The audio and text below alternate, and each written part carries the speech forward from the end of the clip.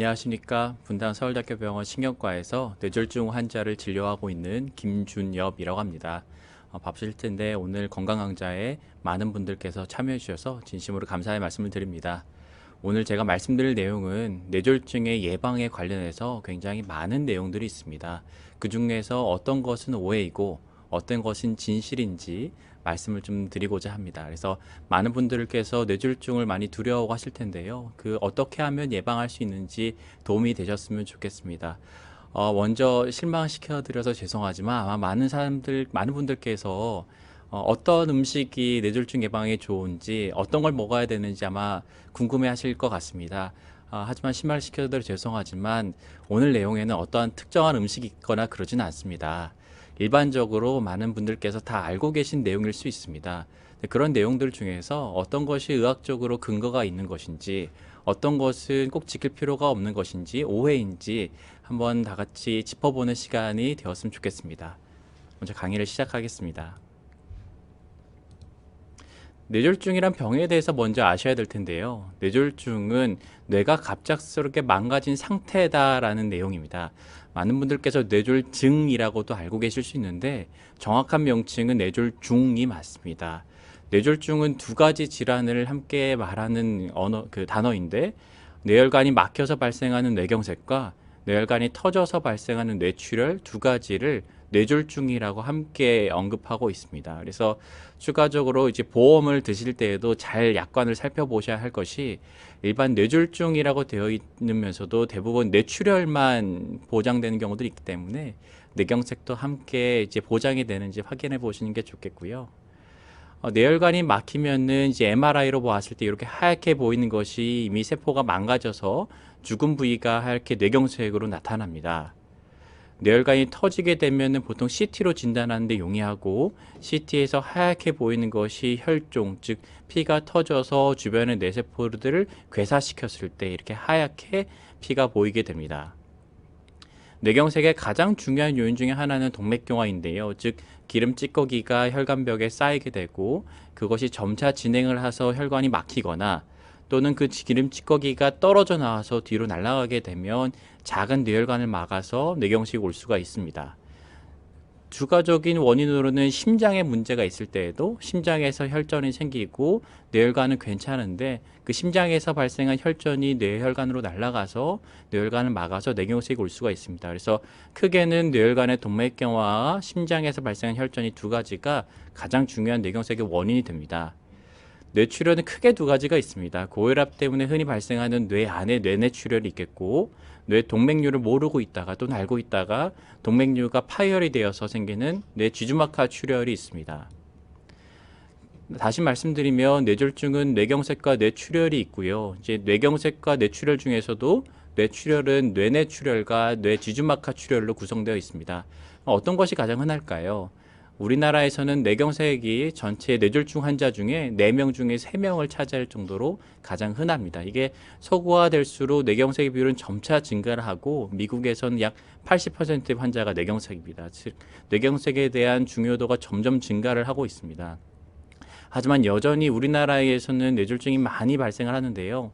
얼마나 많이 발생을 하냐? 5분에 한 명씩 생깁니다. 즉 지금도 5분이 지나면 우리나라에서는 한 명의 뇌졸중 환자가 발생을 했을 겁니다. 그리고 이 중에서도 20분에 한 명 정도는 즉 1시간에 3명 정도씩 뇌졸중 환자가 사망을 하고 있습니다. 굉장히 위중한 질환이죠. 전체 60세 이상의 사망 원인 중에 1위가 뇌혈관 질환입니다. 즉 5분에 한 명씩 뇌혈관 질환으로 사망하고 있는 굉장히 위중한 질환입니다. 하지만 많은 환자분들께서 더 걱정하신 거는 사망보다는 장애가 남아서 내가 혼자 살아가지 못하고 혹시 자녀들한테 폐를 끼치진 않을까 그 부분을 더 걱정을 하실 겁니다. 실제로 55세에서 64세에 가장 활발하게 사회활동을 해야 될 시점에 뇌졸중이 발생을 하면 남자는 약 4.5년 정도를 건강하게 못 삽니다. 즉 내가 걸어 다니고 사회활동을 할 수 있는 시간이 5년 정도를 이제 감소하게 되는 겁니다. 그러면 뇌졸중은 이제 재발하는 것도 항상 걱정인데요. 첫 뇌졸중을 사망하지도 않고 다행히 장애도 잘 극복을 했다면 재발하게 되면 다시 또 장애를 이제 얻을 가능성이 있는데 얼마나 재발할까요? 그게 또 걱정이 되실 겁니다. 여러 통계 자료를 보면 1년에 약 10%에서 재발합니다.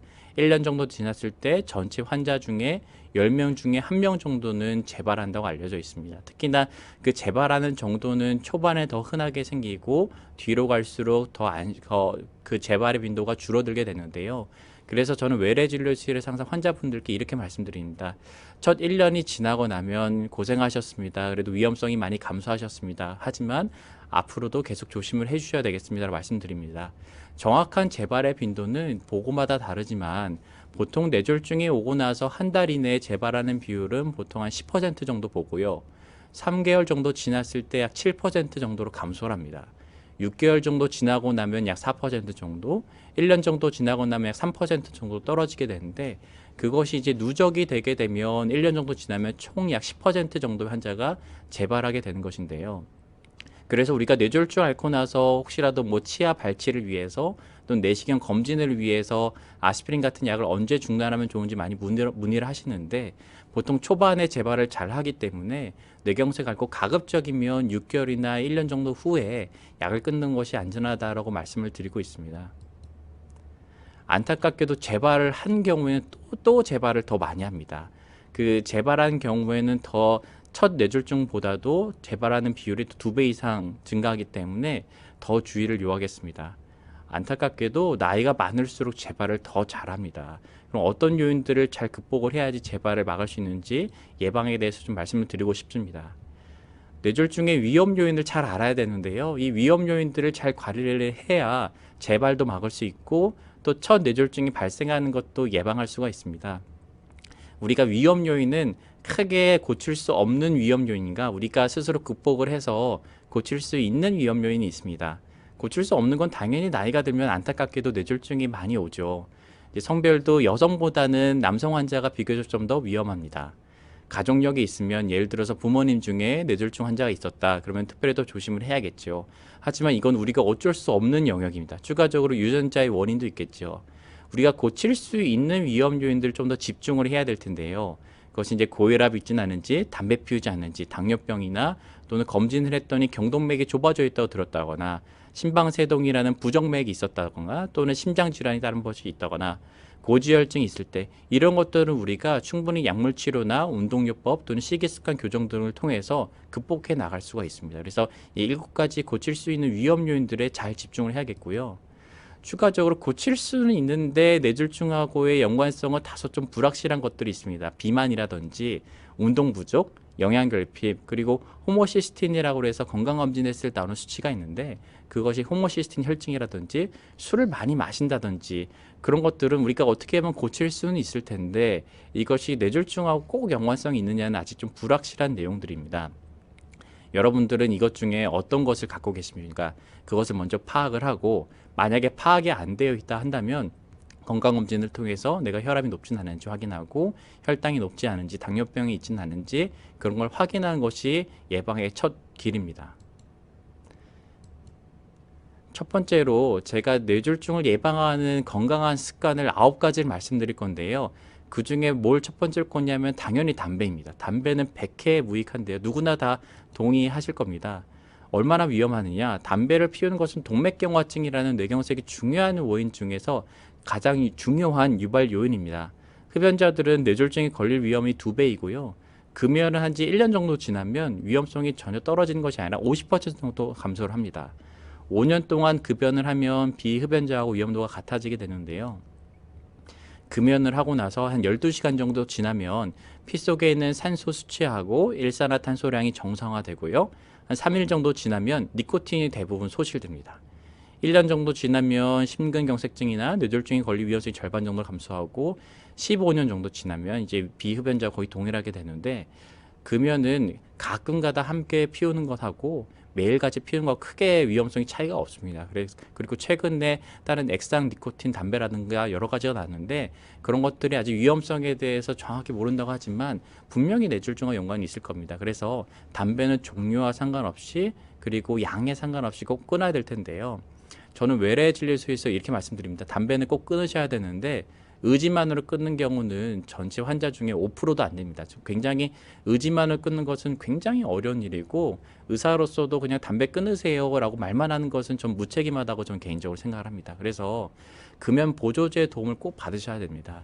금연 보조제 도움을 받아도 전체 환자 중에 금연에 성공하는 비율이 절반밖에 되지 않습니다. 금연 보조제는 가까운 보건소에 방문하시면 다양한 금연 프로그램이 이제 준비되어 있기 때문에 거기서 금연 보조제를 받으실 수가 있을 겁니다. 그래서 그 담배를 지금도 피우시고 계신다면 바로 가까운 보건소에 가셔서 금연 보조제를 꼭 받으시고 열심히 노력해 보시기 바랍니다. 그리고 주변에서 응원해 주셔야 됩니다. 굉장히 어려운 일이거든요. 의지만으로 끊는 경우 5%도 안 되기 때문에 굉장히 힘든 일입니다. 그래서 항상 응원해 주시고 관심 가져주는 것이 굉장히 중요합니다. 술이 참 어려운 내용인데요. 다들 그 부부 환자분들이 진료실에 오시면 항상 아내 되신 분들이 이제 남편분은 술 드시지 않게 말해달라고 항상 말씀을 하십니다. 이제 술이 정말로 뇌졸중과 연관성이 있을까? 이게 참 의학적으로도 이제 논란의 여지가 있는데 그 기본적으로는 이렇게 항상 말씀드립니다. 하루에 한두 잔 정도까지는 괜찮다 이렇게 말씀을 드리는데 사실은 최근 연구 결과에 따르면 한두 잔도 위험하다. 즉 아예 안 드신 것이 제일 좋고 한두 잔 드시기 시작하면 점점 더 뇌졸중이 발생할 위험성이 높다는 연구 결과들이 나오고 있습니다. 그래서 최근엔 저는 가급적이면 금주하시라고 말씀드린데요. 일단 기존에는 어떻게 설명드렸냐면 하루에 한두 잔 정도 술을 드시는 것은 이제 혈관이 좁아지거나 막혀서 허혈성 혈관 질환이 생기는 것을 예방할 수 있다고 말씀드리고 술은 가급적이면은 이제 소주나 다른 막걸리 같은 술보다는 적포도주 같은 것이 좀 도움이 되겠다 말씀드렸지만 최근에는 그렇지 않습니다. 술은 가급적 한 잔이라도 안 드시는 것이 제일 좋고요. 또 중요한 게 다들 아시겠지만 한 번 드실 때 두 잔을 끊기가 상당히 어려우실 거예요.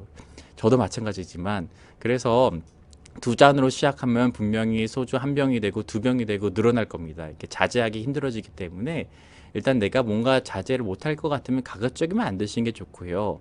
어쩔 수 없이 드셔야 된다면 적포도주 와인 같은 것을 한 번 드실 때 한 두 잔 정도 드시는 것을 생각해 볼 수 있겠고 제일 좋은 거는 안 드시는 게 제일 좋습니다. 예전에 이제 연구 결과에 따르면 보신 그래프처럼 두 잔 정도 먹는 것이 위험성이 좀 감소한다고 알고 있는데 최근에 유전자 검사를 포함해서 연구 결과들을 보면 술은 가급적 안 드시는 게 가장 유리하다라고 다시 한번 말씀을 드립니다.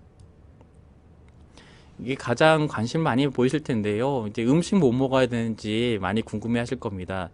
음식은 기본적인 겁니다. 싱겁게 먹고 골고루 먹고 채소하고 생선 충분히 섭취하는 건데 사실 고기도 크게 문제가 되지는 않습니다. 제일 중요한 건 골고루 드시는 거고요. 두 번째로는 내가 체중이 늘고 있지는 않는지를 보는 게 제일 중요합니다.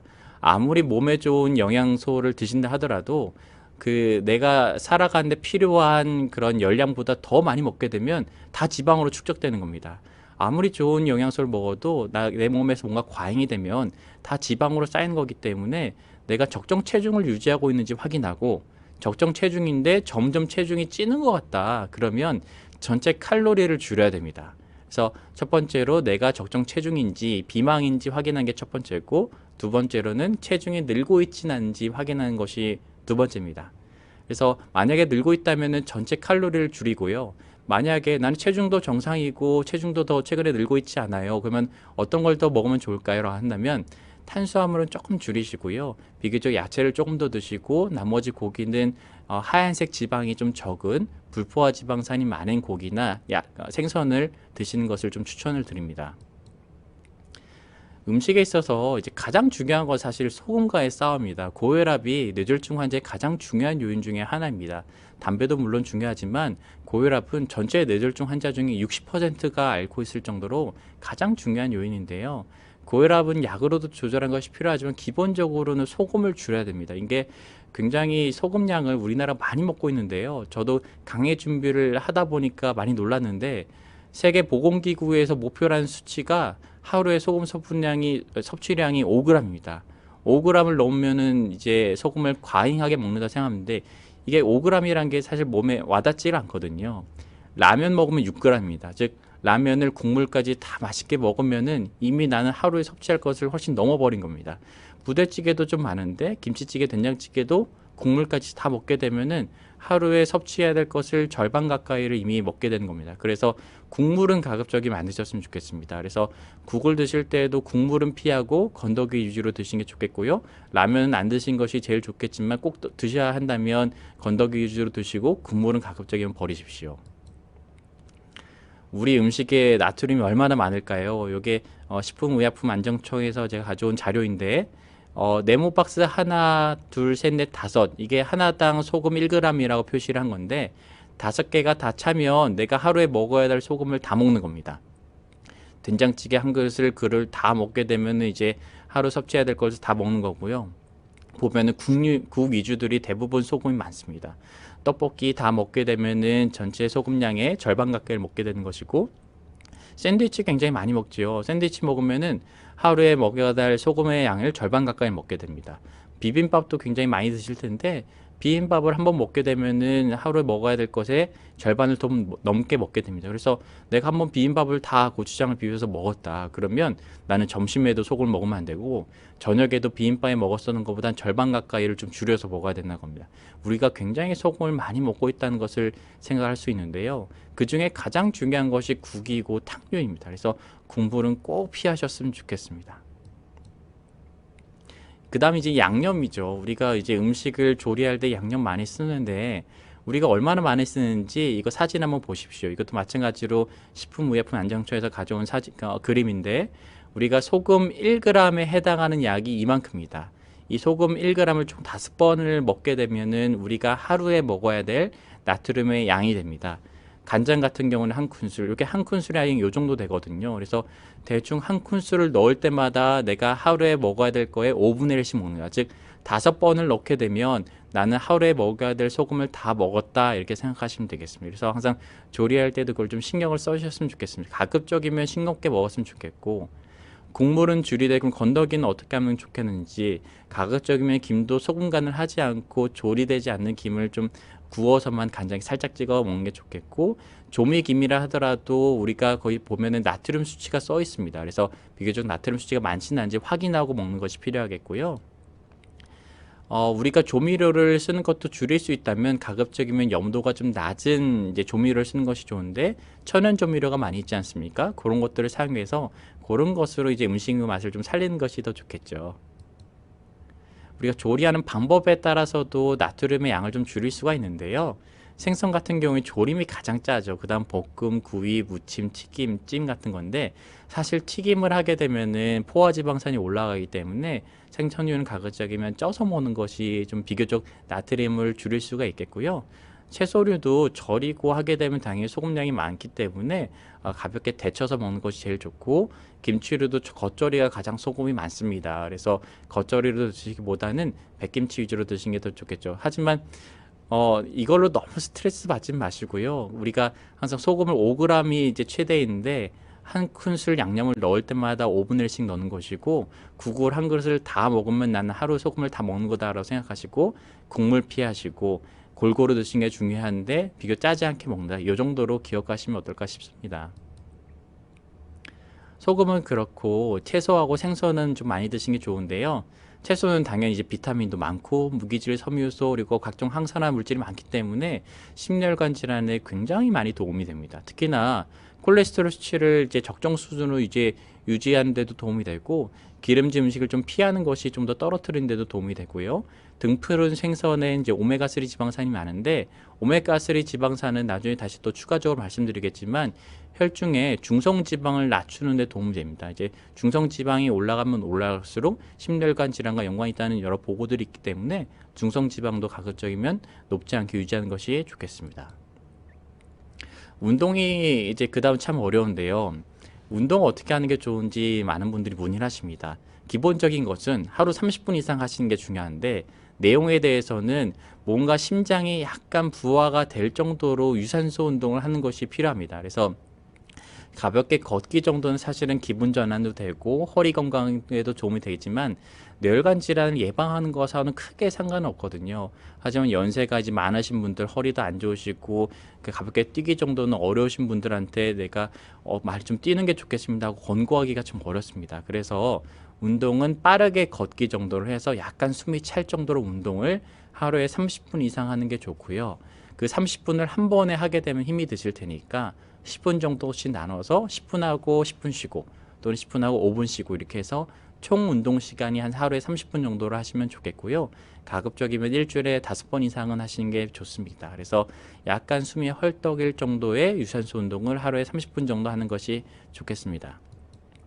근력 운동도 필요합니다. 근력 운동은 주로 코어 근육이 생기게 되면 내가 나중에 이제 지팡이를 짚고 걸어가지 않고 내 스스로 걸어서 이제 생활할 수 있는 도움이 되는데요. 스쿼트라든지 아니면 프랭크 같은 운동들이 많이 있고, 그것이 하기 힘들면은 집에서 실내 자전거 타는 것도 굉장히 하체 근력에 도움을 주는데 필요하고요. 추가적으로 하체 근력이 많이 생기면 나이가 드신 분들은 앉았다 일어나다 휘청하면서 어지럽고 아찔하고 앞이 까맣게 보이고 이런 기립성 어지럼증을 한두 번은 경험을 해보셨을 텐데, 하체 근력이 생기고 충분히 물도 많이 마시고 하다 보면 그런 기립성 어지럼증 발생하는데도 충분히 예방이 되니까 오늘부터라도 스쿼트 하시고 집에 실내 자전거 운동 같은 걸 좀 하셔서 하체 근력을 보강하는 것이 좋겠습니다.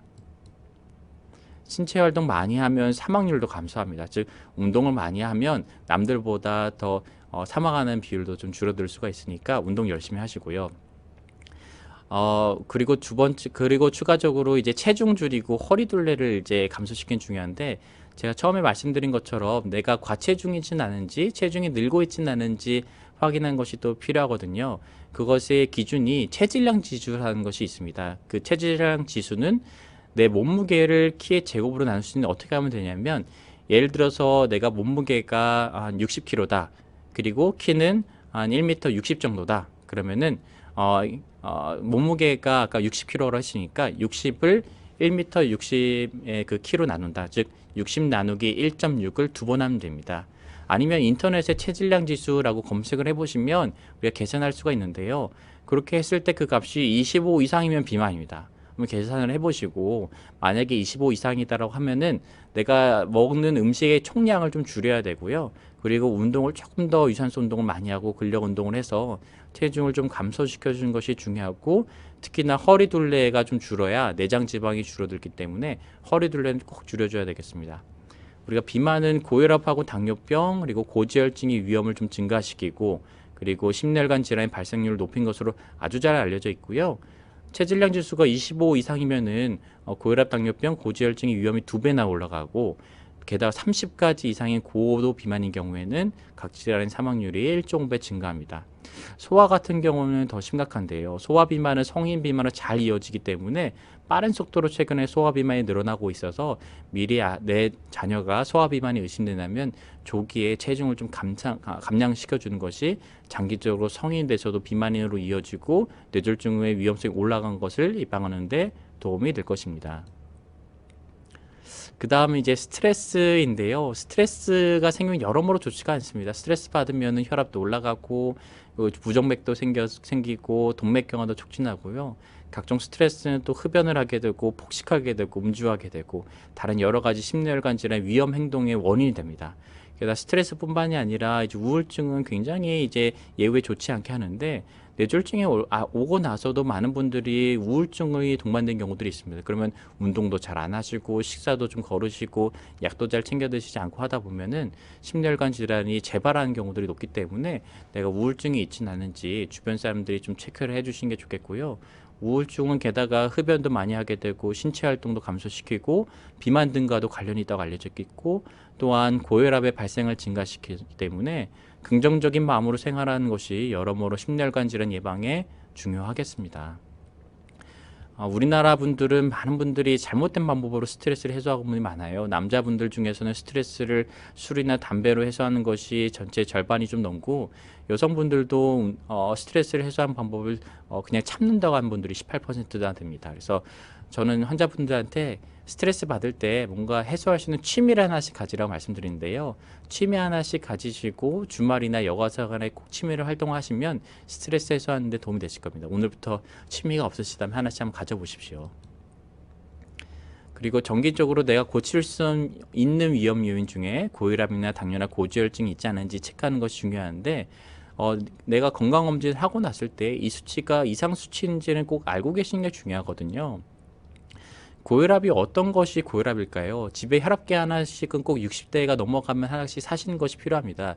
내가 60대가 넘어가면 고혈압이 생길 가능성이 올라가기 때문에 혈압계 적당한 거 하나씩 사셔서 집에서 혈압을 재보셔야 돼요. 보건소라든지 병원 가서 혈압을 재면 누구나 긴장해서 평소보다 올라가기 때문에 그때 내가 고혈압이 있는지 아니면 긴장해서 혈압이 올라가는 건지 구분하기가 쉽지가 않습니다. 그래서 집에서 충분히 안정을 취하고 혈압을 재보시는 것이 중요한데요. 고혈압의 진단 기준은 수축기 혈압 기준으로 140 이상이면 우리가 고혈압이라고 이야기를 합니다. 그래서 확장기 혈압도 알아주시면 좋겠지만 한 가지만 기억하십시오. 위의 숫자가 140이 넘어간다.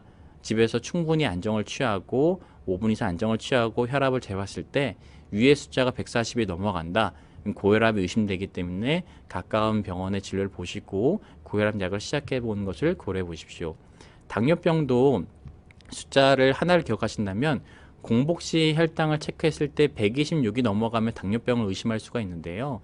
이것은 건강검진 했을 때 이게 공복 혈당을 126이 넘어가면 아마 따로 연락이 올 겁니다. 근데 이것도 필요하지만 최근에는 당화혈색소라는 것을 많은 분들이 들어보셨을 거예요. 당화혈색소는 최근에 3개월 이상의 내 당뇨 성적표라고 생각하시면 되는데 당화혈색소 수치가 6.5를 넘어가면 우리가 당뇨라고 진단할 수가 있습니다. 그래서 그 당뇨병 환자분들은 아마 잘 아실 거예요. 내가 당뇨병이 있으면은 당화혈색소 수치를 7.0 밑으로 낮춰야 된다고 알고 계실 거고요.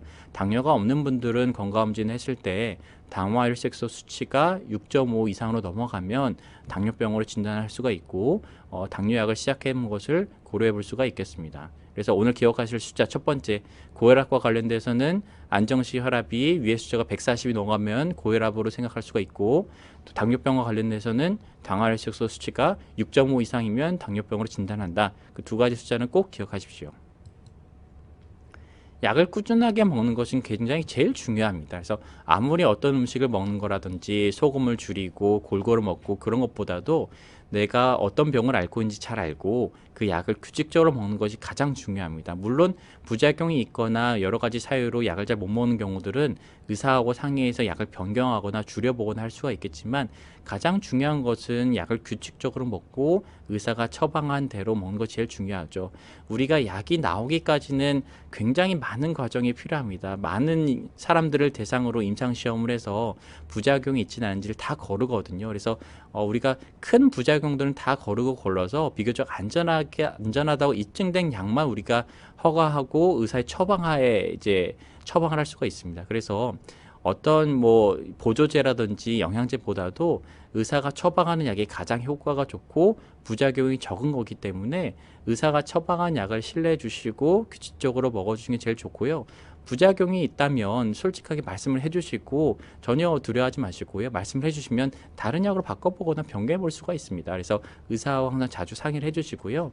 규칙적인 운동이나 저염식 체중 감량 가장 중요하죠. 그것도 하는 거지만 제일 기본적으로는 그 약을 잘 드시는 것이 제일 중요합니다.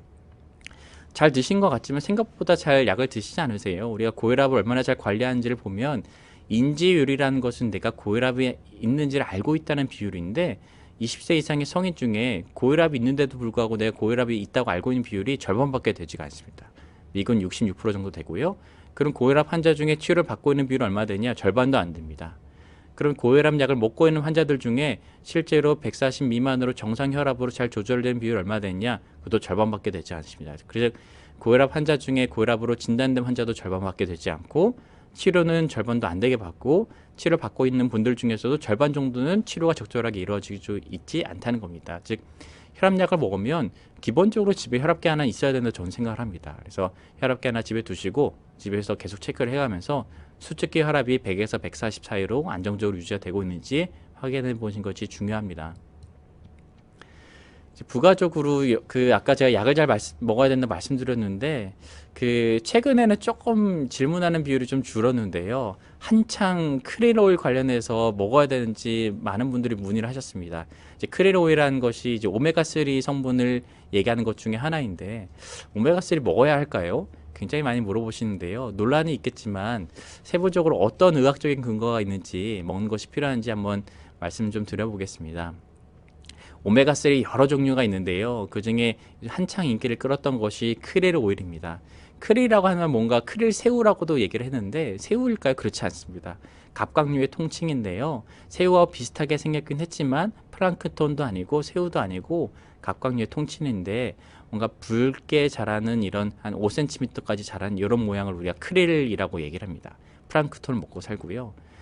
크릴을 통해서 이제 우리가 오메가3를 포함한 여러 물질을 추출하는데 크게 세 가지 성분이 들어있다고 합니다. 오메가3하고 인지질, 아스타잔틴이라는 세 가지 성분이 주요 물질인데 그럼 우리가 흔히 알고 있는 피쉬 오일, 즉 생선에서 출출한 흔히 알고 있는 오메가3하고 새로 나온 크릴 오일하고 알게 오일도 있습니다. 이게 조류 오일이라는 건데 이게 베지터리안을 위해서 생긴 그런 조류 오일이 또 따로 있거든요. 크게 세 가지 정도가 있는데 흔히 알고 있는 생선에서 추출한 오메가3 오일하고 크릴 오일하고 조류에서 추출한 오일하고 뭐가 다를까요? 크릴 오일은 다른 것과 다르게 인지질 성분하고 아스타잔틴 성분이 추가로 들어있다고 많이 광고를 하고 있습니다. 그럼 각각이 무엇을 하는 역할이냐면 인지질은 비누와 비슷한 성분이라고 생각하시면 되겠습니다. 우리가 오메가3는 기름이거든요. 기름이 몸 안에서 흡수가 되기 위해서는 비누와 같은 계면활성제 성분이 있어야지 몸 안으로 흡수가 되는데 그 계면활성제 역할을 하는 것이 인지질입니다. 그래서 인지질이 같이 들어있으면은 내 몸에 뭔가 흡수하는 것을 좀 더 도움을 줘서 더 오메가3 중요한 성분들이 더 많이 흡수가 된다고 홍보를 하고 있는데요.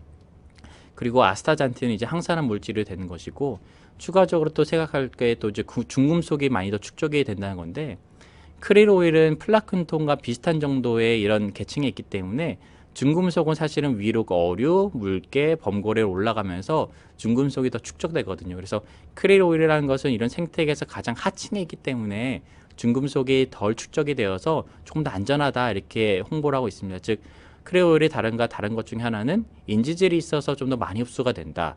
그리고 두 번째는 아스타잔틴이 있어서 항산화 물질이 더 있기 때문에 더 좋다. 세 번째로는 크릴이라는 것은 생태계의 하층에 있기 때문에 중금속이 생선에서 추출한 오일보다도 비교적 더 적게 축적이 되어 있을 것이다 이렇게 얘기를 하는데요. 맞는 말일까요? 인지질이 있으면 당연히 더 흡수가 더 많이 되는 것은 사실입니다. 그런데 그것이 실제로 내 몸에 효과를 더 나타내는 것인가는 좀 다른 얘기일 것입니다.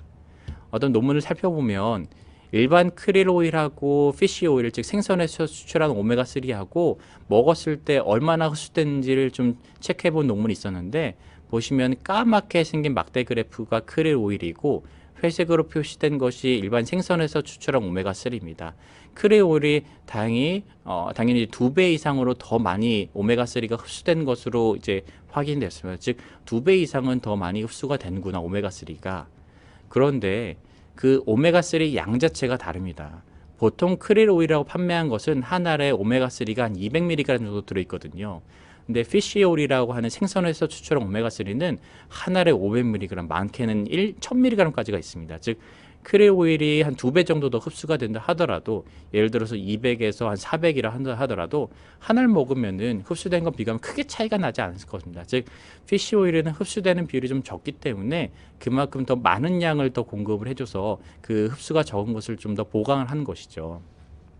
그래서 실제 어떤 것을 먹는다 하더라도 몸 안에 흡수되는 전체 오메가3 양 자체는 크게 차이가 없을 겁니다.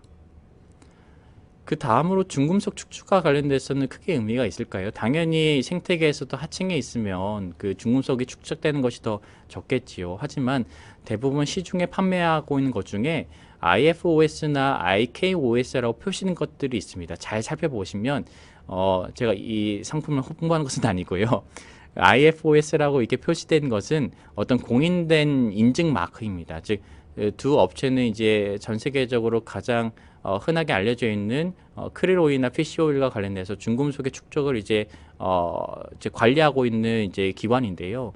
여기서 이제 마크를 표시하면은 이 약 안에는, 그러니까 보조제 안에는 중금속 축적이 내 몸에 해가 되지 않을 정도로 적게 함유되어 있다, 즉 안전하다 이렇게 표시한 마크이기 때문에 이 두 가지 마크가 있는지 확인해 보시는 게 좋겠고요. 그래서 정리하면 오메가3 먹어야 될까요? 이렇게 말씀드리겠습니다. 중성지방 수치가 한 150 이상이다. 건강검진 했는데 중성지방 수치가 150 이상이면은 오메가3를 먹으면은 중성지방을 떨어뜨리는 데 도움이 됩니다. 그런데 뇌혈관 질환과 연관 있는 거는 중성지방보다는 사실 LDL이라는 나쁜 콜레스테롤이 더 중요합니다. 그래서 LDL이 올라가면 오메가3를 먹는 것보다는 고지혈증 약을 먹는 것이 더 중요합니다. 그래서 만약 내가 고지혈증 약을 먹고 있다 그러면 오메가3를 추가로 먹을 필요는 사실은 없습니다. 근데 부가적으로 먹는 것은 추가적으로 중성지방을 더 떨어뜨릴 수 있으니까 도움은 되겠지만 꼭 드실 필요는 없다고 말씀을 좀 드립니다. 만약에 내가 뇌혈관 질환이나 심혈관 질환 병력이 있다 그랬을 때 하루에 1g, 하루 1g이라는 것은 아까 그 피쉬 오일 제제의 양액 중에 큰 게 있거든요. 큰 거를 하루에 한 알 정도 먹는 것이 심장질환, 이런 사망이나 급사나 심근경색 발생을 예방한다고 도움이 되는 연구 결과들이 있지만 아직 사실 이건 근거는 좀 부족합니다. 그리고 크릴 오일이 다른 오메가3 제제에 비해서 흡수율도 좋고 항산 효과가 좋다고 알려져 있지만 사실 그것이 실제로 뇌혈관 질환 예방하는 데 도움이 됐냐까지는 아직 근거가 부족하고 불명확합니다. 자, 먹어야 할까요? 일반인에겐 저는 이렇게 설명드립니다. 건강검진 했을 때 중성지방 수치가 높다고 들었으면 드셔도 좋습니다. 만약 드신다면 하루에 한 2g 이상의 오메가3를 드시는 걸 추천드리는데 반드시 의사 상담 후 꼭 먹어도 되는지를 상담을 해보시고요. 여러 가지 오메가3 중에서 뭘 먹어야 되는지 상관없습니다. 한 가지를 드시면 되고요. 대신에 이런 중금속과 관련된 인증마크가 있는지 확인을 해보십시오. 채식주의자용의 오메가3가 따로 있으니까요. 조류 오메가3를 드시면 됩니다. 근데 뇌졸중 환자이거나 또는 고지혈증 환자라면 그 고지혈증 약을 드시는 것이 가장 중요하고요. 오메가3는 추가로 꼭 드실 필요는 없습니다.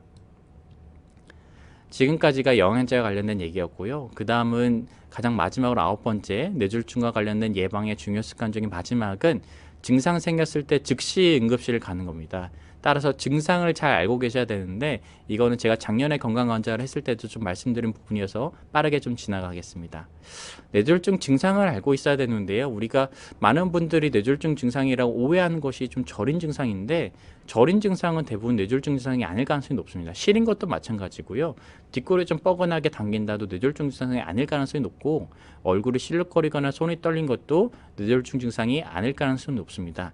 뇌졸중 증상은 갑자기 나타나는 것이 특징이고 편측으로 나타나는 것이 특징입니다.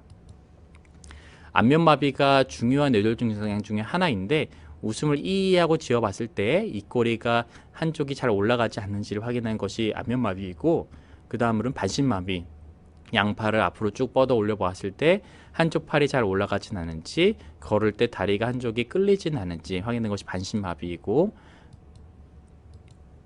언어장애는 말을 하려고 하는데 자꾸 혀 짧은 소리가 나서 다른 사람이 들을 때 말이 좀 이상하네, 혀 짧은 소리가 난다던가 또는 다른 사람이 하는 말을 이해하지 못하거나 내가 자꾸 이상하게 이치에 맞지 않은 말을 한다. 그런데 이런 증상이 갑자기 생겼다. 그럼 뇌졸중을 의심해 볼 수가 있겠고요. 이런 증상이 나타나면 즉시 지체하지 않고 119 통해서 가까운 큰 병원 응급실로 가야 됩니다. 증상이 잠깐 생겼다 좋아지는 것은 미니 뇌졸중 또는 일과성 허혈 발작이라고 얘기하는 뇌졸중의 전조 증상일 수 있으니까 뇌졸중의 전조 증상이 있는 분들 중에 많은 수에서는 한 10% 정도를 보고를 하는데 일주일 사이에 10% 정도에서 실제 뇌졸중이 발생할 수가 있기 때문에 잠시 생겼다 좋았다 하더라도 안심하지 마시고 응급실로 가십시오. 이것은 대한뇌졸중학회에서 이제 홍보하는 동영상 자료인데 뇌졸중 증상에 대해서 한번 들어보시겠습니다.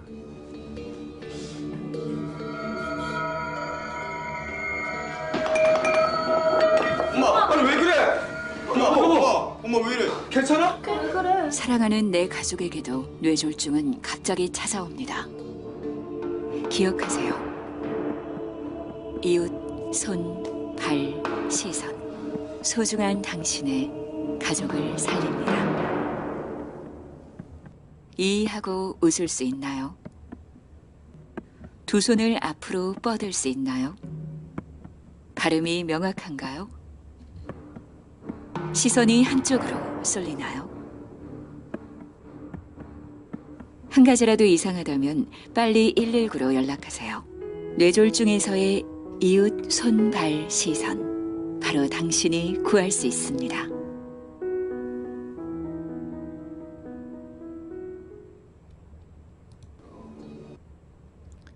그래서 이웃 손발 시선을 꼭 기억하시고요. 해당 증상이 있다면 즉시 지체하지 않고 가까운 큰 병원에 응급실 가신 것을 꼭 기억을 해주십시오. 응급실 어디로 가야 되느냐? 이제 대한뇌졸중학회 홈페이지에 들어가시면 가장 가까운 뇌졸중 치료가 가능한 병원들을 소개하고 있으니까요. 증상 생기기 전에 미리 가까운 큰 병원에 어딜 가야 되는지 한번 확인을 미리 해두십시오. 증상 생기고 4.5시간 이내 방문하시면 정맥으로 혈전용해 주사를 할 수가 있고, 길게는 하루까지도 동맥내로 혈전을 제거하는 시술을 받을 수가 있습니다. 동맥내로는 이런 스테트 같은 것을 이용해서 이렇게 까맣게 보이는 것이 혈전인데요. 이런 것을 제거할 수가 있는데 시간이 지나면 이걸 못할 수가 있기 때문에 지체 없이 오는 것이 중요합니다. 1분이 지날 때마다 약 190만 개의 신경세포가 점점 사멸하니까요. 시간이 굉장히 중요합니다. 꼭 잊지 말아 주시고요. 4.5시간 또는 24시간 지났다 하더라도 그러면 왜를 잡고 오시면 되냐? 그렇지 않습니다. 시간이 지나면 합병증이 또 무서운 이제 상황이 되기 때문에 시간이 지났다 하더라도 지체 없이 응급실로 오셔서 입원 치료를 받아야지 합병증을 또 예방할 수가 있습니다. 119 전화 꼭 하시고요. 큰 병원에 뇌졸중 진료 가능한 병을 미리 파악을 하시고, 또는 119 전화 통해서 안내하는 병원으로 꼭 방문을 하시고요. 토하는 것 같으면 고개를 옆으로 돌려주셔서 이제 사례가 들리도록 하고, 하지 말아야 될 것은 뇌졸중 발생한 사람들한테 병원 가지 말고 일단 손 따고 기다려보자 라든가, 팔다리 마비된 환자한테 주물러서 좀 기다려볼까, 위식장에 온 사람한테 좀 깨봐 하면서 물을 먹이거나 청심환 먹이거나 그런 거는 하지 말아 주십시오. 정리 말씀은 이제 뇌졸중 예방과 오해와 진실 중에서 이 9가지가 진실입니다. 담배 끊으시고요. 술은 가급적이면 안 드시는 것이 좋지만 꼭 먹어야 된다면 하루에 한두 잔 정도 적포도주 위주로 드시고, 음식은 싱겁게 드시고 골고루 드시고요. 체중이 늘어나는 것 같으면 전체 칼로리를 줄이십시오. 가능한 매일 30분 이상 약간 숨이 헐떡일 정도의 유산소 운동을 하시고, 허리 둘레를 이제 비만이 되지 않도록 유지를 하시고, 스트레스 주시고 취미 하나 가지시고요. 정기적으로 혈압, 혈당, 콜레스테롤 쭉 체크하시고, 혈압은 140 이상 올라가진 않은지, 그리고 혈당은 당화혈색 수치가 6.5 이상 올라가진 않은지 체크하시고, 약 잘 챙겨 드시고요. 증상 꼭 확인하시고 이유 손발 시선 생기면 즉시 119 통해서 가까운 큰 병원에 진료를 보십시오. 네, 경청해 주셔서 감사합니다.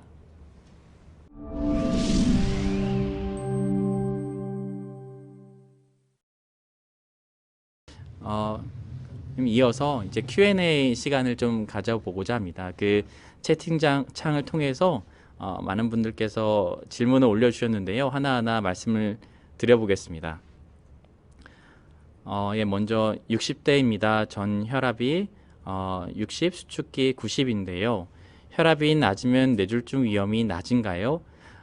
이 부분 중요한 질문을 주셨는데요. 사실 좀 어려운 내용입니다. 우리가 고혈압에 대해서는 뇌혈관 질환과 연관성에 대해서 연구가 많이 되어 있는데, 저혈압에 대해서는 사실 아직 연구 결과가 좀 부족한 상황입니다. 하지만 우리가 흔히 알고 있는 것은 저혈압은 크게 연관이 없다라고 생각을 하게 되기 때문에 증상이 없다면 해당하는 혈압은 좀 지켜보셔도 되겠습니다. 그런데 만약에 혈압약을 먹고 있는 상황에서 이 정도 혈압이라면 혈압약을 좀 줄여보는 것이 필요할 텐데요. 그렇다면 혈압약을 받으신 병원에 가셔서 약을 좀 조절하는 것이 필요하겠습니다. 그 다음은 혈관 속을 깨끗이 할 수는 없는 건가요? 네, 깨끗이 하는 것이 좀 필요하겠죠. 이게 만약에 예를 들어서 뭐 경동맥 초음파를 했는데 초음파상에서 혈관벽에 좀 기름때가 끼어 있는 소식을 듣고 오신 경우도 많이 있는데요. 외래에서 많이 물어보십니다. 요걸 좀 없앨 수는 없는지, 혈관을 좀 깨끗하게 할 수는 없는지. 아직까지 그런 약은 없고요. 대신에 더 진행하는 것을 예방한 약들은 많이 있습니다. 아스피린도 있고 고지혈증 약도 있고, 또는 그것으로 안 되면은 시술로 스텐트 같은 것을 삽입을 해서 혈관을 넓힐 수가 있으니까요. 만약에 혈관이 좀 좁아져 있다고 얘기를 들으셨으면은 어떤 병이 있지는 않은지 확인하시고, 시술이 필요하다면 시술을 하시고, 이렇게 전문 의사와 상담해 보시는 게 좋겠습니다. 혈관 속을 깨끗하게 할 수 있는 그런 약은 아직까지는 없습니다. 그다음 혈전이 있는데요. 작으면 놔둬도 괜찮은 건가요? 약 복용 안 해도 되나요? 이것만 가지고 답변 드리기는 좀 어려울 것 같은 밑에 폐동맥에 혈전이 있다고 하셨는데, 이것은 제 전문 분야가 아닌 것 같아서요. 아마 이건 호흡기내과 선생님이나 혈액종양내과 선생님하고 좀 상의해 보시는 것이 좋겠고요. 제가 답변할 수 있는 내용은 아닌 것 같습니다. 혈압약을 먹으면 혈압이 107에 60 정도로 떨어지고, 안 먹으면 138에 91 정도 올라갑니다. 그래서 매일 체크 후 3일에 한 번 정도 디오반이라는 약을 드신다고 하는데요. 이렇게 약을 복용해도 괜찮은가요? 혈압이 조절이 안 되는 것도 뇌졸중에 영향이 미칠까요? 약을 굉장히 약하게 드시는 상황인 것 같고요. 이제 안 드셨을 때 138에 90일 정도인데 좀 애매한 상황인 것 같습니다. 이럴 때는 혈압약을 끊고 볼 수도 있고요. 끊고 나서 집에서 계속 안정기 혈압을 재봤을 때 위에 수축기 혈압이 한 100에서 130, 또는 100에서 140 사이로 유지가 되면 굳이 혈압약을 드실 필요는 없으시거든요. 근데 3일에 한 번 이 정도의 굉장히 약한 혈압약을 드시는 것은 크게 의미가 있는 것 같지는 않습니다. 그래서 물론 제가 섣불리 말씀드리기는 어렵겠지만 담당하신 주치 선생님하고 꼭 상의를 해보시고, 네, 저라면은 약을 좀 끊어보고 지켜볼 수도 있을 것 같은데 아마 약을 쓰신 이유가 아마 있을 겁니다. 아마 약을 끊어봤더니 아마 올라간 일이 있지 않을까 싶습니다. 요거는 담당하신 선생님하고 좀 상의를 해보시는 게 좋겠고요. 그 다음 질문은 멍이 너무 많이 들어서 고민이라고 하시네요. 상당히 많이 겪는 질문입니다. 우리가 뇌혈관 질환 중에서, 즉 뇌졸중 중에서 뇌경색하고 뇌출혈이 있다고 설명드렸는데, 뇌경색 환자들은 기본적으로 이제 항혈전제라는 것을 드십니다. 우리가 항혈전제는 항혈소판제와 항응고제를 같이 부르는 명칭인데, 그 안에는 아스피린도 있고 그리고 와파린이라는 약도 있고요. 최근에 노악이라는 신약들도 있습니다. 그래서 약을 드시면 출혈 부작용들이 생기는데, 대표적으로 코피가 잘 안 몬다거나, 대변을 보았을 때 예를 들어서 치질이 있으면 자꾸 변에서 피가 묻어 나온다던가, 또는 더 크게는 변을 봤는데 까맣게 짜장면 색깔처럼 혈변이 나오는 경우들도 있고, 그리고 약한 경우로는 이렇게 멍이 자주 드는 경우들이 있습니다. 별로 부딪히지도 않았는데 온몸에 멍이 드는 경우들이 있거든요. 만약에 멍이 드는 것은 사실은 좀 지켜봐도 됩니다. 멍 드는 것 자체가 특별히 증상이 없고 많이 문제가 되는 것은 아니기 때문에 웬만하면 저는 멍 드는 것은 좀 참고 지내십시오라고 말씀을 좀 드립니다. 그래서 멍 드는 것 자체는 시간이 지나면 또 없어지고 할 수가 있는데요. 만약에 내가 항혈전제를 한 가지 이상 또는 두 가지 이상을 먹으면은 의사하고 상의를 해서 혹시 너무 많이 힘드는데 좀 줄여볼 수는 없는지 한번 상담을 좀 해보셔도 좋겠지만, 아마 두 가지 이상을 쓰는 이유가 있을 겁니다. 그래서 의사하고 꼭 상의를 해보시고 먹는 것 정도는 좀 지켜보는 것이 좀 좋겠다, 이렇게 말씀 좀 드리고요.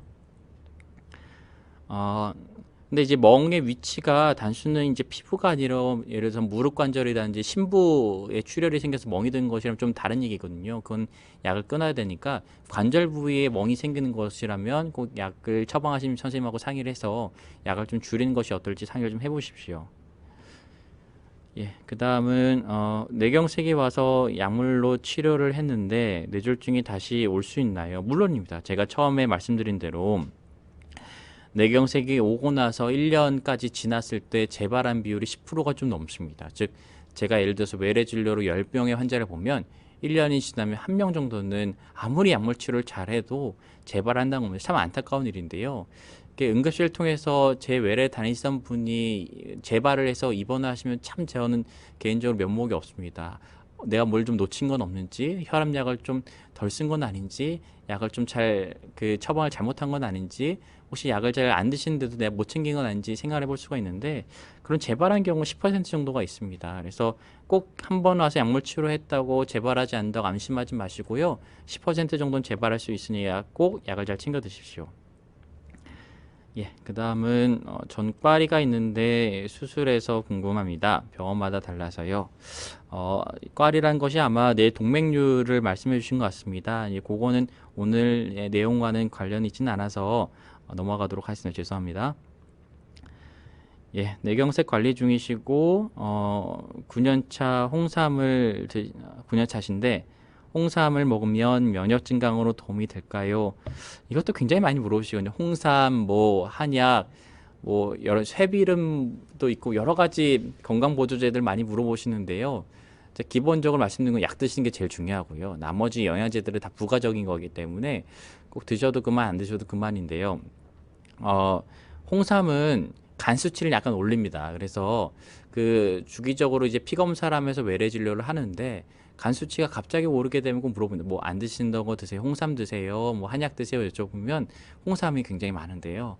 홍삼 드시면은 간 수치가 좀 올라가는데, 제 경험적으로는 홍삼 정도는 크게 많이 간 수치가 위험할 정도로 오른 경우는 많지는 않은 것 같습니다. 하지만 홍삼을 드시면은 그 담당 의사한테 홍삼을 먹고 있다 그래서 얘기를 해주시고 한번 피 검사를 통해서 간 수치가 많이 올라가지 않은지 확인하시고요. 뇌경색 예방하기 위해서 쓰는 대부분의 약들이 간에서 대사되기 때문에 그런 간 수치가 만약에 위험한 수치 이상 올라가게 되면 약의 효과가 떨어지거나 또는 약의 효과가 부작용이 갑자기 늘어날 수가 있습니다. 그래서 홍삼을 드시고 계시면 뇌경색 예방약을 드시는 의사한테 꼭 알려주십시오. 그래서 피검사를 한번 해봐서 간 수치가 많이 올라가지 않은지 체크하는 것이 중요하겠고요. 만약에 홍삼 드시면서 별다른 문제가 없으면 꼭 드시는 건 문제는 없겠습니다. 한약은 좀 다른 얘기입니다. 한약은 사실 의사들이 그 안에 어떤 성분이 들어있는지를 알 수가 없기 때문에 일단 그 한약에 대한 안정성을 우리가 양의사가 보장할 수가 없고요. 그리고 한약 드시면은 또 간에 대한 독성이 생기는 경우들이 좀 많아서 양약하고의 그런 상호작용들이 많기 때문에 한약은 저는 가급적이면은 추천드리진 않고요. 안 드셨으면 좋겠다 말씀드리고요.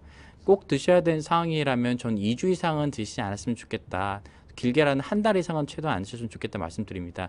많이 오래 드시면 드실수록 간독성이 좀 올라간 경우들 많이 보고 그 양약에 대한 효과가 떨어지거나 부작용이 같이 늘기 때문에 저는 한약은 가급적이면 드시지 말라고 말씀드리고 홍삼 정도는 괜찮은데 한번 피검사는 한번 해보겠다 이렇게 설명을 좀 드립니다. 그 다음은 CT 촬영을 하셨는데 혈관이 일정하지 않고 좁은 곳도 있고 넓은 곳도 있는 이유가 궁금합니다. 네. 우리가 뇌혈관이 좁아진 원인은 여러 가지가 있습니다. 가장 흔한 원인은 동맥경화라고 아까 말씀드린 기름때가 쌓이는 것이 흔한 원인이고 두 번째로는 뇌혈관에 박리라는 병이 있습니다. 아마 많이 들어보시지 못하셨을 텐데요. 혈관은 세 개의 막으로 이루어져 있는데 막과 막 사이가 어떤 이유로 찢어지게 되면 막과 막 사이가 벌어지면서 혈관이 넓어지거나 또는 좁아질 수가 있습니다.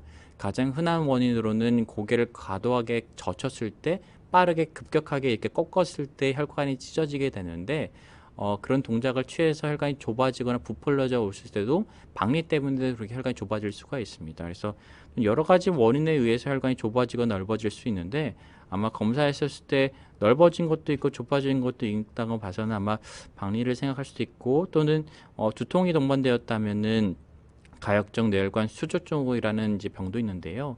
다양한 원인이 있을 수가 있어서 이것만 가지고 제가 섣불리 말씀드리기는 좀 어려울 것 같습니다. 그 다음 혈압약은 매일 일정 시간에 복용해야 하나요? 맞습니다.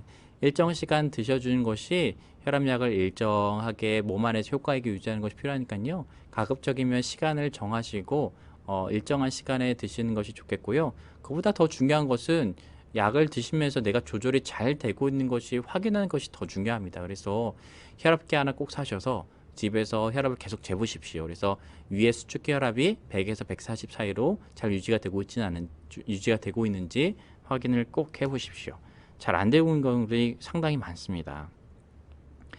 코피가 자주 나시는군요. 코피가 자주 나면 그 양이 너무 많게 돼서 빈혈까지 동반될 정도라면 아마 항혈수판제나 항혈전제를 드시고 있을 수가 있는데 그런 것들을 필요하면 줄여볼 수는 있겠지만 사실 그렇지 않고 지혈이 잘 안 될 정도가 아니고 가끔 낫다 멎었다 하는 정도라면 이거 가지고는 사실 잘 그 항혈수판제를 좀 줄이진 않거든요. 그래서 근데 이제 최근에 겨울철이라든지 이럴 때 좀 건조하게 되면 코피가 더 자주 나는 경향이 있어서 그런 시기가 또 지나고 나면 또 좋아지기도 하고요. 집안에 가습기를 좀 틀어서 코 안을 좀 습도를 좀 올려주면은 코피가 좀 덜 나기도 합니다.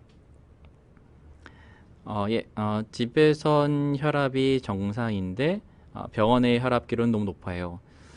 이게 병원 오면 다들 긴장을 하시거든요. 그래서 병원 와서 잰 혈압을 잘 믿지는 않습니다. 물론 병원 와서 잰 혈압이 170 이상이다, 180 이상이다 그러면 분명히 집에 가셔서 안정했을 때도 혈압이 높을 거기 때문에 혈압약을 바로 시작하지만 애매하게 140이나 150, 140 초반대 이러다 보면은 집에서 혈압은 괜찮을지 조금 정확히 알 수가 없거든요. 그래서 병원에 왔을 때만 놓고 집에서 안정했을 때 혈압은 괜찮으면은 그것은 우리가 고혈압이라고 얘기를 하지 않고 배기 고혈압이라고 얘기를 합니다. 즉 배기라는 것이 화이트 코트 의사 가운을 얘기를 하는 건데 의사 가운을 보면 긴장을 해서 혈압이 올라가는 분들을 우리가 배기 고혈압이라고 약물 처방이 꼭 필요한 상황은 아닙니다. 예, 뇌경색으로 5년 전에 쓰러졌군요. 요즘에 일주일에 한 번 치킨을 먹는데 괜찮을까요? 글쎄요. 추천을 드릴 수는 없겠죠. 근데 그것으로 스트레스 해소가 많이 되신다면요. 드시고 운동 열심히 하시고요. 더 중요한 건 약 잘 챙겨 드십시오. 네, 그거 일주일에 한 번 정도는 괜찮지 않을까요? 네. 체중 줄이는 것과 체지방량을 줄인 것 중에 뭐가 더 중요할까요? 참 어려운 부분인데요. 더 중요하다면 당연히 체지방량을 줄이는 것이 더 중요할 겁니다. 우리가 체지방량 중에서 특히나 내장 지방을 줄이는 것이 더 중요할 거고요. 내장 지방을 먼저 줄이고 체지방량을 줄이고 그 다음에 체중을 줄이신 것이 더 중요할 거예요. 체중을 급격하게 줄이다 보면 오히려 그 저혈당이 또 생긴다거나 또는 혈압이 급격하게 떨어지면서 기립성 어지럼증으로 실신하고 두부 외상이 머리 부딪힌 경우들이 있기 때문에 먼저 체지방량을 줄이신 것이 더 중요하다고 저는 개인적으로 생각합니다. 항혈전제와 항응고제의 차이점과 종류를 알고 싶습니다. 항혈전제는 우리가 항혈소판제하고 항응고제를 같이 부르는 내용이거든요. 그래서 좀 더 큰 개념이고요. 항혈소판제는 아스피린 같은 약들을 항혈소판제라고 하고 항응고제는 와파린이나 뭐 노악제제들 뭐 이런 약제들이 이제 항응고제인데 기전이 좀 다릅니다. 그래서 이걸 제가 여기서 지금 다 말씀드리기는 어려울 것 같고요.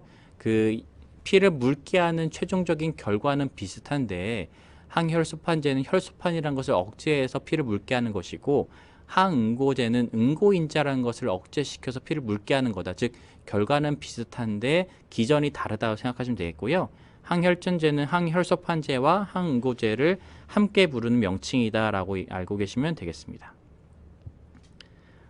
커피를 줄이고 물을 자주 마시는 것이 도움이 될까요? 물론이죠. 근데 커피를 드시면 탈수를 유발할 수가 있기 때문에 뇌혈관이 많이 좁아져 있는 분들한테서 탈수가 상당히 좋지가 않거든요. 그래서 저는 외래진료실에 이렇게 설명드립니다. 커피 괜찮을까요? 물어보시면 하루 2잔까지는 괜찮습니다. 그런데 설탕이나 프린 빼고 드시고요. 커피 한 잔 드시면 물을 2잔 드십시오. 이렇게 말씀드립니다. 즉 커피 드시고 물을 좀 같이 드셔서 탈수 예방하는 것이 좋겠고요. 커피를 아주 안 드실 필요는 없겠습니다. 물 자주 드시면 도움되죠. 즉 탈수가 되는 것이 뇌졸중의 중요한 요인 중에 하나거든요. 흔히 많은 분들이 이제 겨울철에 아주 추울 때 뇌졸중이 많이 생긴다고 생각하시기 때문에 그렇지 않습니다. 오히려 환절기라든지 날씨가 많이 더울 때 뇌졸중이 더 올라가는 경향들이 있거든요. 즉 탈수가 중요한 뇌졸중의 요인이기 때문에 물을 하루에 1리터 이상 꼭 드십시오.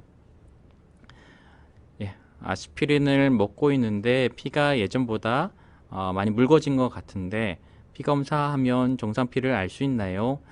피가 얼마나 아스피린이 효과 있는지 피가 많이 묽어져 있는지 아직까지 볼 수 있는 명확한 검사는 없습니다. 뭐 아스피린에 뭐 내성이 있는지 그런 걸 보는 검사는 있는데요. 아스피린으로 인해서 내가 얼마나 피가 묽어져 있는지 보는 검사는 없기 때문에 이건 아쉽겠지만 이거는 특별한 검사는 없다고 말씀드리겠습니다. 같은 질문이었네요. 걷기도 열심히 하고 계십니다. 네, 걷는 운동 좋은데 그냥 걷기보다는 약간 숨이 좀 찰 정도로 그 약간 빠르게 걷는 것이 조금 더 효과가 좋거든요. 그래서 일반 걷는 것은 이제 스트레스 해소도 좋고 하지 말란 말씀이 아니라 좋은데 가능하다면 조금 더 빠르게 걷는 것을 좀 더 추천드리고요. 하루에 한 30분 정도 운동을 해보십시오. 그러면 분명히 효과가 있을 겁니다. 예, 다음으로는 하루에 와인 한두 잔씩 마실 경우 콜레스테롤 수치가 올라가나요? 양파가 혈관에 좋다고 하던데 양파즙을 꾸준히 먹는 게 도움이 될까요? 제가 외래 진료를 보면 하루에 10번 이상 드는 질문들이 이겁니다. 즉, 뭘 먹어도 되는지, 이건 괜찮은지 많이 이제 문의를 주시는데요. 제가 강의 처음에 말씀드린 것처럼 어느 하나의 음식이 좋다고 말씀드리기 어렵습니다. 중요한 기본적인 원칙이 아까 말씀드린 9가지 중요한 습관을 유지하는 규칙이고요. 뭐가 좋다 이거는 사실 의학적인 근거가 다 불충분하기 때문에 꼭 뭐 어떤 걸 꼭 드실 필요는 없는데요. 먼저 와인에 대해서는 적포도주로 하루에 한두 잔 정도 드시는 거는 좋다고는 알려져 있는데 최근에 오히려 알코올 자체가 한 잔도 유해하다고 돼 있기 때문에 안 드시는 게 제일 좋고 드신다면 적포도주 하루 한두 잔 정도 드신 거는 뭐 크게 문제는 없을 것 같은데 콜레스테롤 수치는 크게 영향은 없을 것 같습니다. 다만 그 와인이 그 단맛이 많이 들어간 와인이든지 그렇다면 그 단맛이 많이 들어간 것은 몸 안에서 결국 나중에 과잉되면은 지방으로 쌓일 수가 있기 때문에 만약에 단 와인이고 내가 체중이 좀 늘 것 같으면은 좋지는 않겠죠. 근데 뭐 체중도 적정 체중이고 하시면 하루에 한두 잔 와인 드신 거는 콜레스테롤 수치를 특별히 걱정할 필요는 없을 것 같고요. 오히려 저포도주가 이제 콜레스테롤 수치를 약간 떨어진다는 얘기도 있기 때문에 굳이 그걸 걱정하실 건 아닌 것 같습니다. 양파즙은 글쎄요. 네, 제가 특별히 더 말씀드릴 내용은 아닌 것 같고요. 저는 이렇게 말씀드립니다. 그 보조제 같은 경우는 누가 사주시면 드시고요. 근데 굳이 거기에 맹목적으로 많은 돈을 들여서 사실 필요는 저는 없다고 생각을 합니다. 이건 혈액 검사 수치를 말씀해 주신 것 같은데 이건 간 수치를 얘기를 해 주신 것 같아서 이거는 오늘의 뇌졸중과는 크게 연관성 없는 것 같아서요. 또 제 전문 분야도 아니어서 죄송하지만 이 질문은 넘어가도록 하겠습니다. 그리고 뇌동맥류 진단 받았다고 하시는데 죄송하지만 이제 뇌동맥류도 오늘의 그 뇌졸중에서 주로 다루었던 뇌혈관 질환 중에서 뇌경색하고는 좀 많이 멀은 주제이기 때문에 제가 답변을 드리기는 어려울 것 같아서요. 좀 넘어가도록 하겠습니다. 죄송합니다. 신장 기능이 3단계라 하는데 아스피린, 콜레스테롤 먹는 게 도움이 될까요? 신장 기능, 예, 요것도 제가 말씀드리면 좋겠는데 시간이 이제 다 된 것 같아서요. 요거는 제가 질문을 답을 못 드린 것 같아서 미리 양해를 좀 부탁드리면 죄송합니다. 많은 질문 주셔서 감사하고요. 이만큼 질문이 많은 것들은 제 생각에 뇌졸중에 대해서 많은 분들이 걱정하시고 하는 것 같습니다. 그래서 오늘의 강의가 많은 분들에게 좀 도움이 되었으면 좋겠고요. 9가지 예방 수칙에 대해서 꼭 기억을 해주십시오. 그리고 다음 주에 신장에 대한 강의가 있으시니까요. 아까 말씀드린 신장에 대한 질문은 그때 해보시면 좋겠습니다. 다음 주에 다음 강의 때도 많은 참석 부탁드립니다. 오늘 강의는 이만 마치도록 하겠습니다. 경청해 주셔서 감사합니다.